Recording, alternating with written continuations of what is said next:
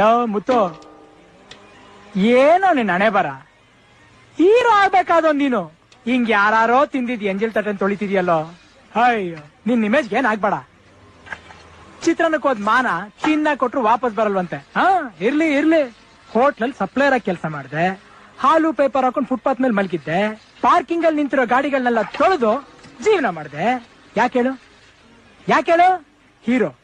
ನೀನ್ ಹೀರೋ ಆಗಕ್ಕೋ ಮಗನೇ. ಆದ್ರೂ ಇಲ್ಲಿ ಬಂದ್ ಪಾತ್ರ ಮಾಡಿದ್ದೆ.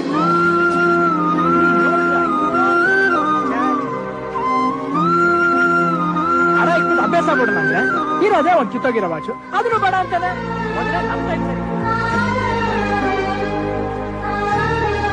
ನೋಡ ಅದೆಷ್ಟ್ ನೋಡ್ತೀಯ ನೋಡ. ಆ ರಾಜ್ ಮುಖದಲ್ಲಿ ರಾಜನ್ ಕಳೆ ತುಂಬಿ ತುಳುಕಾಡ್ತಿದೆ.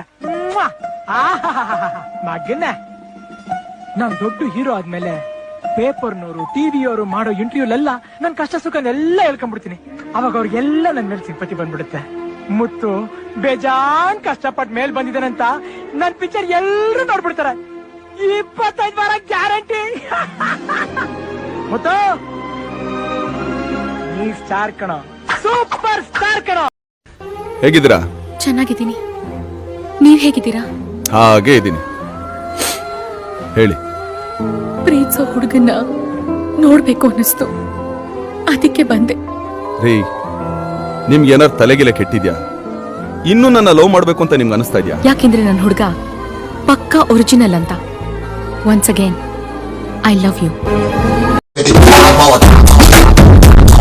ಕೋಟಿ ಕೊಟ್ಟರು ಬ್ಯಾಡ ನನಗ ನೀವು ಸಾಕ.